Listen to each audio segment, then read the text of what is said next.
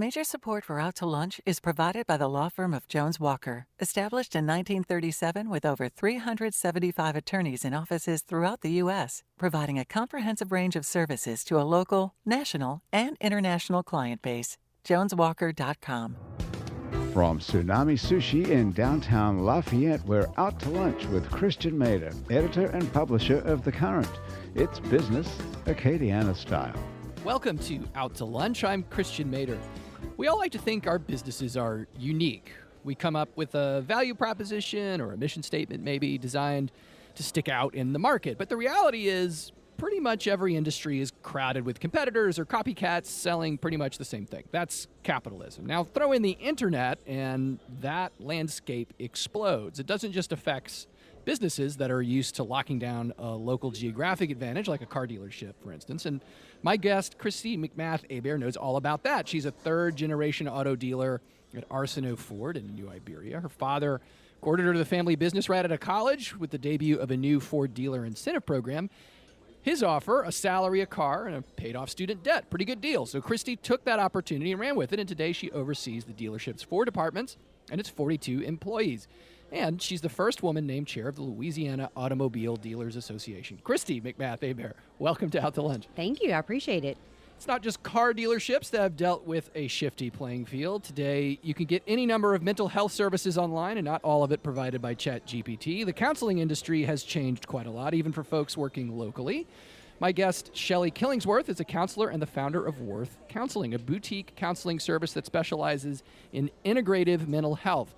The approach is holistic, as you might guess. Food, mind, body, and spirit affect mental health, Shelly says, and that guides how they treat their patients. In-person visits feature a sensory spa-like experience, and Worth also provides online services. She got her start as a contract counselor, developing enough clientele to launch Worth in 2019, and the center now employs 9 counselors and is still growing.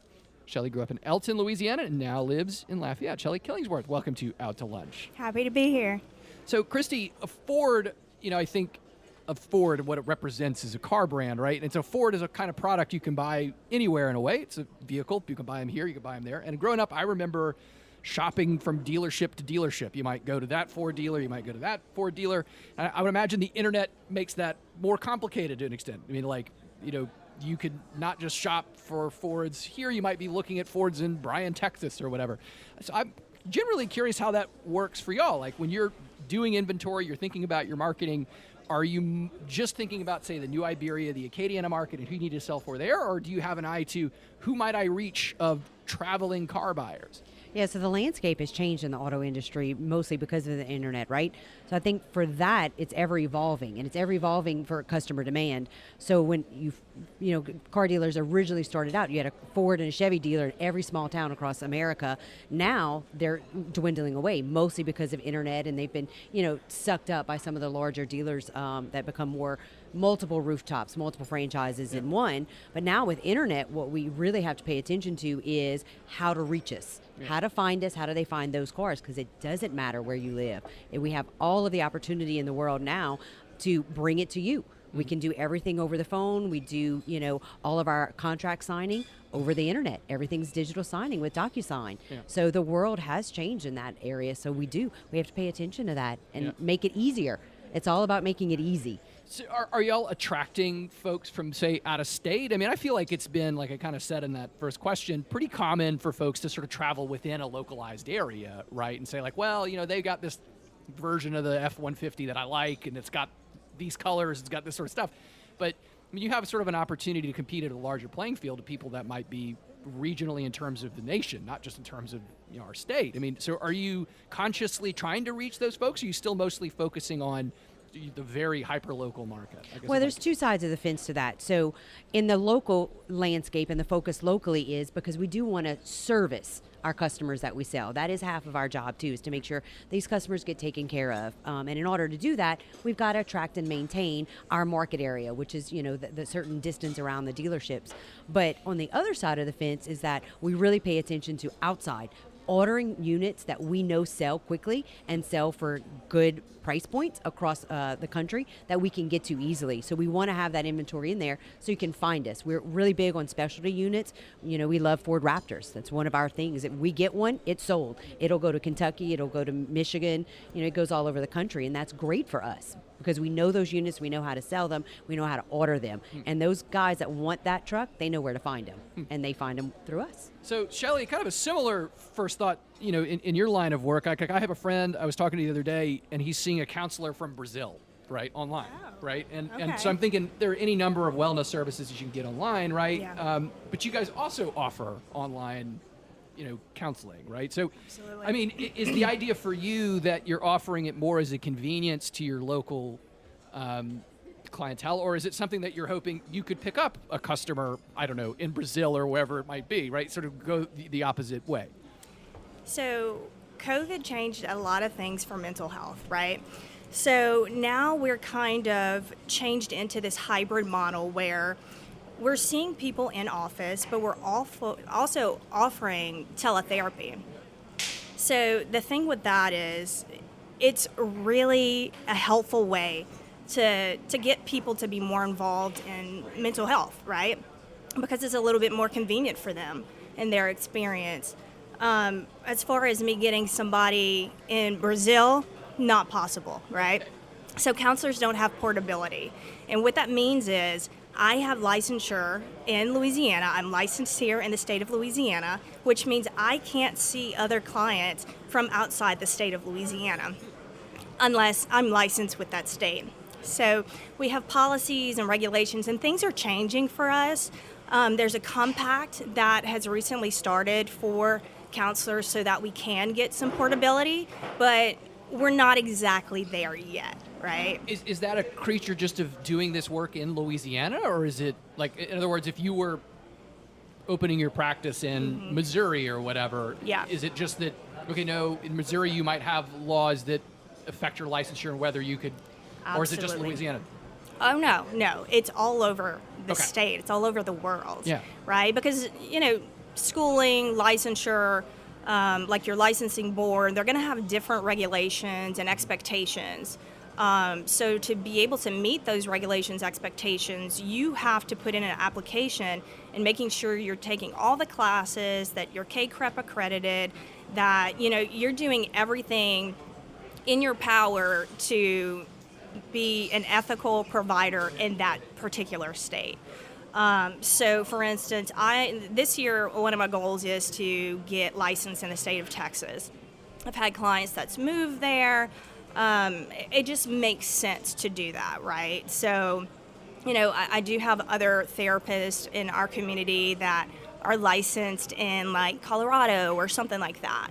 But I think it's something that's going to be changing over time. It's slowly doing and transforming and becoming a little easier for us to provide services from all over the world. So am I just misunderstanding a little bit about how this works in terms of like the online marketplace? I mean, are those folks, like I can't think of a brand name off the top of my head, but I have this sense that there are these companies out there that say like, sign up with wellness.com and we'll Yes. sign you up with a licensed social worker or whatever, and they'll give a counseling. Is it just that they may have a network of people who provide in the various states? Probably what it is. Oh, Yeah, it's okay. probably what it is. That's interesting. Okay, I mean, Christy, my appreciation is that historically, you kind of talked about this a little bit earlier, right? Like that the idea was you had a Ford dealership, right, that serviced New Iberia.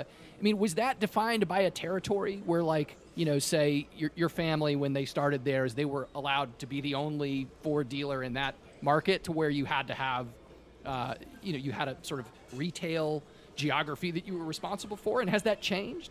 Yeah, so it's in the automotive world, it's called a primary market area. Okay. And your PMA is designated to you by the franchise in your sales and service agreement of that particular franchise. It does change, and it changes as census comes out.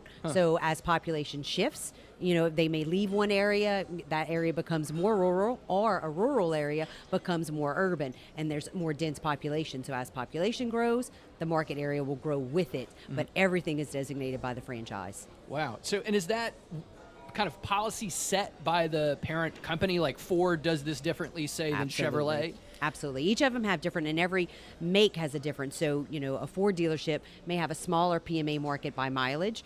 Chevy may have a similar, but some of the foreign markets, so if you notice, in Lafayette, you don't have some brands here in Lafayette, but you may find them in Baton Rouge or New Orleans. That's because their market areas are larger. There's a wider distance in miles that you can have 2 franchise stores in.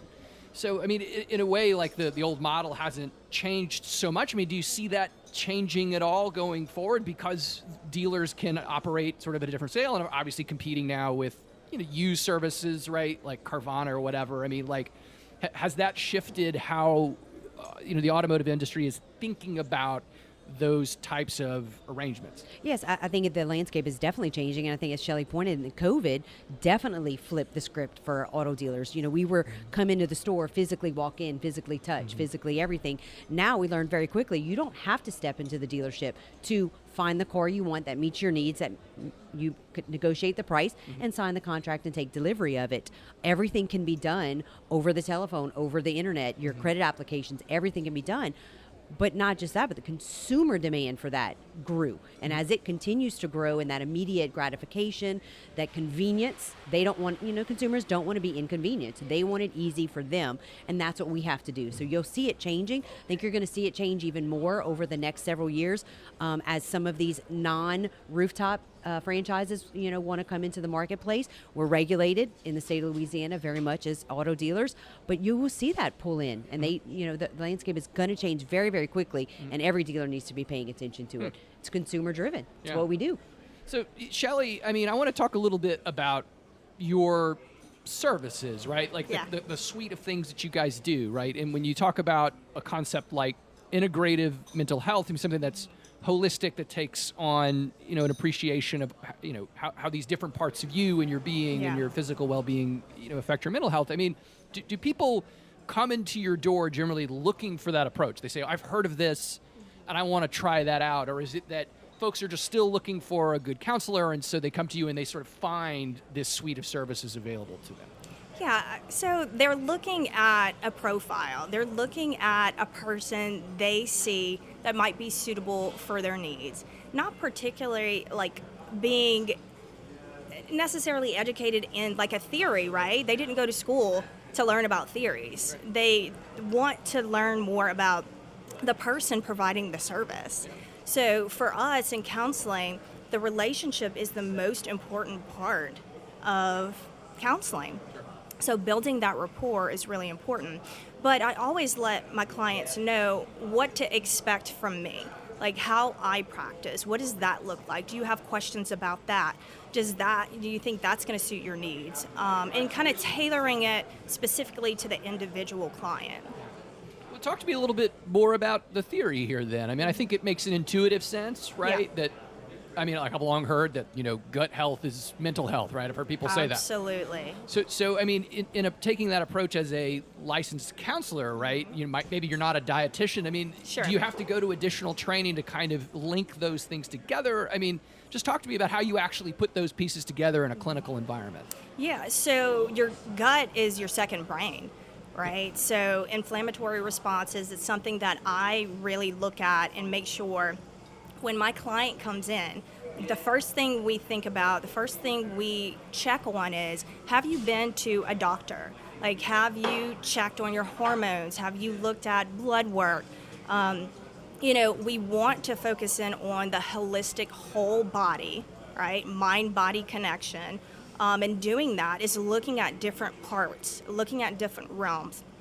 The spiritual part, the social part, the active part, like are we getting out there, getting in the sun? Are we staying active and, getting our bodies and our nervous system kind of prepped to be balanced? So it's just a lot of different things that we're looking at, a lot of different layers, right? So as opposed to just a traditional therapist kind of coming in and doing the talk therapy, which I do that as well, very client-centered, very solution-focused, but I also bring in the diet, also bring in the nutrition, and I've had to do other certifications, of course, and education, and counselors are always learning, always growing. There's always something new, right, in research. But I also work very closely with registered dietitians. I always have them in my pocket, for sure. You're listening to Out to Lunch. I'm Christian Mader. I'm talking to Shelly Killingsworth of Worth Counseling and Christy McMath-Hebert of Arsenault Ford. We'll be right back after this short break. Support for Out to Lunch Acadiana comes from Adita Corporate Staffing, Basics Swim and Gym, and Basics Underneath, Fine Lingerie, Infinite Health Integrative Medicine Center, Shelly Weighing and Measurement, Calibration Services and Measurement Equipment since 1947, New Orleans Ice Cream, available in select grocery stores, and Rev Realtors. You're listening to Out to Lunch. I'm Christian Mader. I'm talking to Shelly Killingsworth of Worth Counseling and Christy McMath-Hebert of Arsenault Ford. Christy, you talked a little bit about how the industry is driven by market changes and consumer demand. I was a little interested to see that. Correct me if I'm wrong here. About half of your revenues, right, are coming from the service side, meaning like the fact that people come to the car to get maintained or fixed or what have you. Is that a new phenomenon? I mean, you're still called a dealership, right? I know that it's like you have a multi-center, and every dealership does that too. But people tend to think of as at the front door of the business being the cars that you have on the lot. Is that reflective of a change in sort of the economics of the business, or is that the way it's just always been? No, I think it changed because of the economics and, the environment of the retail business. I think when it was first introduced, yes, you would consider a dealership to be the front end. I'm going to buy my vehicle, and then that was it. You didn't give a second thought. But now with the way it has changed, because you can go and purchase your vehicle anywhere. You can go on the internet and go in any state across the country and purchase it. It's registered to where you live. Now, the service side of it comes into play. So that portion really took off probably for us about 10 years ago when we really started reaching out and selling across state lines, but also in the landscape of some of these bigger dealers came into the market. And when you looked at how they priced vehicles, how they promoted vehicles, the front gross profit started to go away. So as front gross profit went away, meaning we selling them for less, you're making less money, how do you then maintain? So in order to maintain, we increase our fixed op side, which is our parts and service side. So we really hit hard and really focused in on that and grew our service department to be what it is today. And that's where mostly the revenue comes in. In today's market, there's one thing you can't do. You can buy a vehicle anywhere, but you can't fix it just anywhere, especially if you're under warranty, and you've got to go back to these dealers. And now vehicles, you're driving computers. The old school thought process of tinkering it, with it in your garage, you can't do that. You need a computer, and you need, very high tech equipment and computer systems that read the diagnosis of the vehicle, because it's all a computer that you're messing with now. So, I mean, is it just generally the sense then, I feel like a parity between the two of you, right? Is like there's a holistic approach to selling a car now, right? Like you're kind of trying to keep people within the whole life cycle of vehicle ownership. I mean, is it the sort of thing then that you're banking on? I think you touched on this a second ago and saying like, well, people are buying cars elsewhere, so we got to find a way to monetize their use of the vehicle locally. Is it still, though, that most of your service clients are folks that are also, purchasers, people who bought the car? Oh, absolutely. I think 60% of the customers that come back to our service department are purchasers. We have very loyal customers, and we do that because of our service. Right. If you give good service, they will come back. Yeah. If you give horrible service, they're not coming back. You can attest to that. That's what we've created. And I think coming out of COVID and coming out of the new way of doing things, right, we've been able to even more tap into that market with pickup and delivery. So we go pick your vehicle up and bring it back to you when we're done. We have mobile service opportunities. So we've got a mobile service van that can pretty much go anywhere and do your quick lane services that you need. Yeah. So that has definitely opened up that door. And also, you got a good experience with that, you're more than likely to at least give us a shot to sell. Yeah. Okay. Shelly, did you guys, it strikes me that you kind of have a lower volume approach to your clientele, right? I mean, you kind of manage what sounds like a smaller list of people. That can be an attractive proposition for a patient, right? You get to spend more time with you, but I would presume that also means that it might be a little more expensive. I mean, talk to me about that balance that you've got to strike. I mean, how do you grow a business when you're trying to focus on sort of this high touch, high intensity approach to who you're dealing with, as opposed to, well, I'm going to get as many, clients booked this week as I can? Yeah, that's a great question. So that is something that I've been really learning and exploring and consulting with other people and business owners, and what is that supposed to look like for me, and kind of just going through it and seeing what works for me and what doesn't. So for myself as the owner and kind of putting my hands in everything, I'm not able to see a ton of clients, right? But Sure. I like it like that because I want to really focus in on the clients that I do have and give them the energy that I have.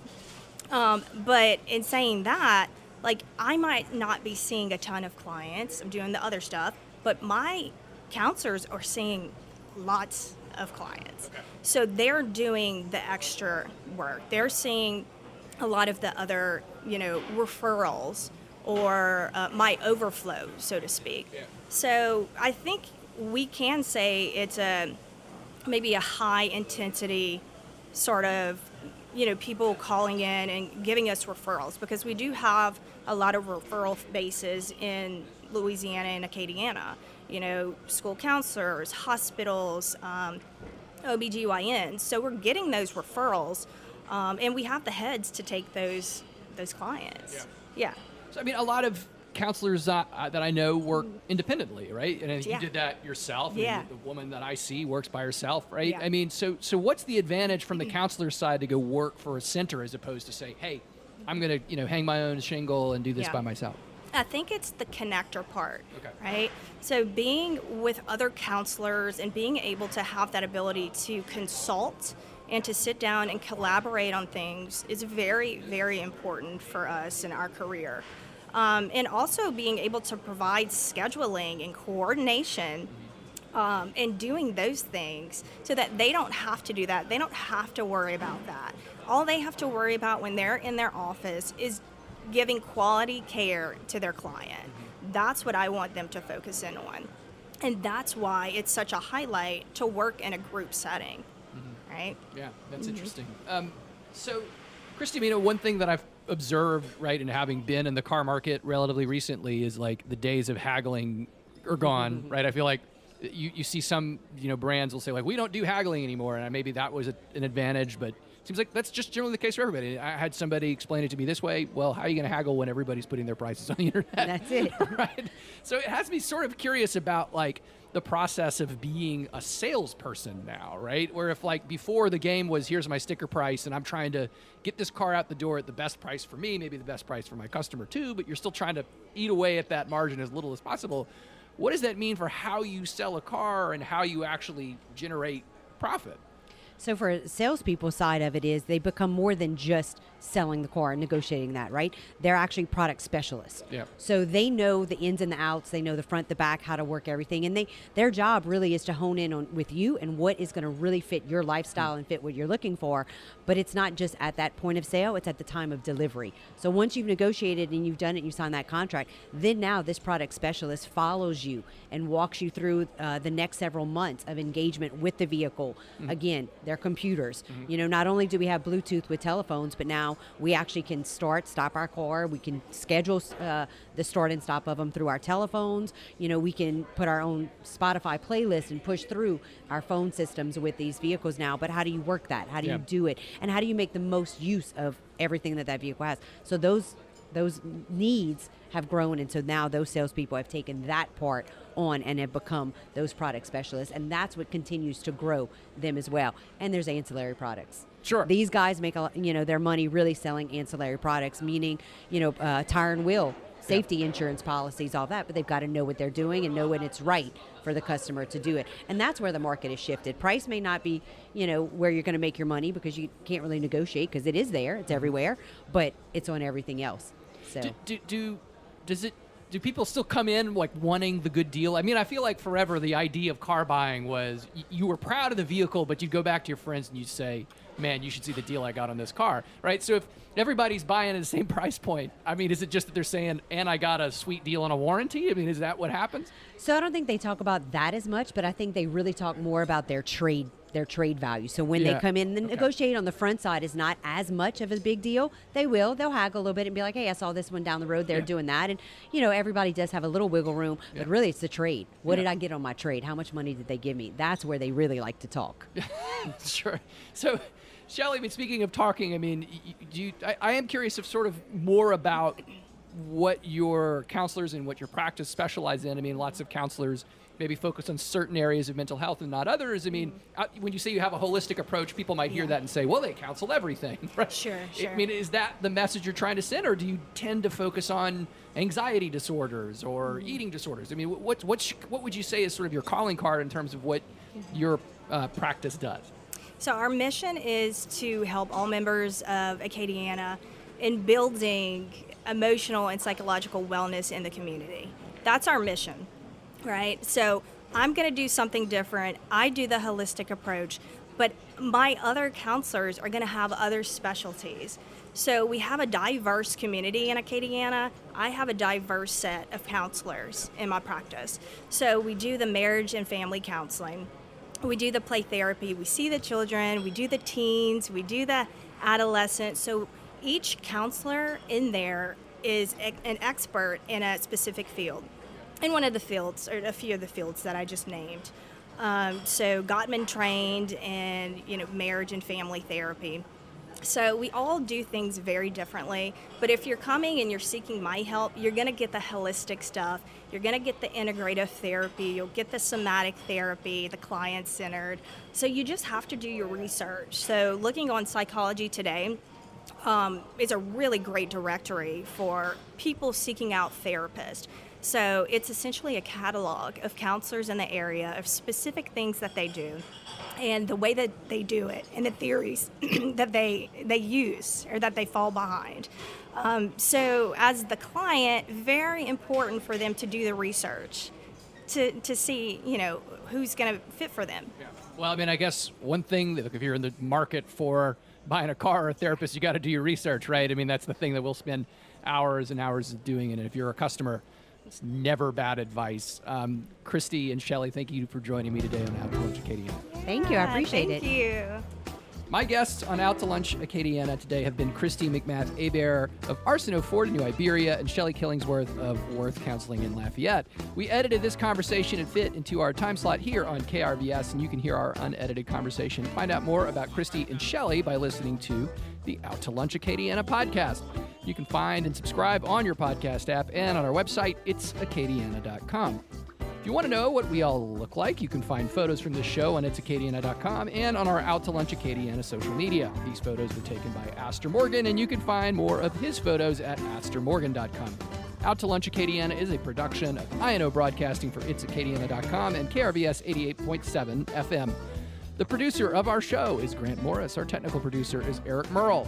Our associate producer is Chad Terrio. Our researcher is Leah Urdialis. And today's show was engineered by Dylan Babineau. I'm Christian Mader, editor of The Current, Lafayette's nonprofit news outlet. To get the scoop on Lafayette, head over to thecurrentla.com and sign up for our free newsletters. We'll see you next time for more business and conversation on Out to Lunch Acadiana. See you later. Out to Lunch Acadiana was recorded live over lunch at Tsunami Sushi on Jefferson Street in downtown Lafayette. Tsunami is open Tuesday through Saturday for lunch and dinner, serving sushi, sashimi, salads, and authentic Japanese grilled dishes. Tsunami welcomes casual dining or reservations. More information at servingsushi.com. Major support for Out to Lunch is provided by the law firm of Jones Walker, established in 1937 with over 375 attorneys in offices throughout the U.S., providing a comprehensive range of services to a local, national, and international client base. JonesWalker.com. Mitchell Foreman wrote and performs all the music on Out to Lunch. You can hear Mitchell's music anywhere great jazz is sold or streamed, and at mitchellforeman.com. If you'd like to be part of Out to Lunch, to learn how your business or organization can become an Out to Lunch program partner, email info@inobroadcasting.com.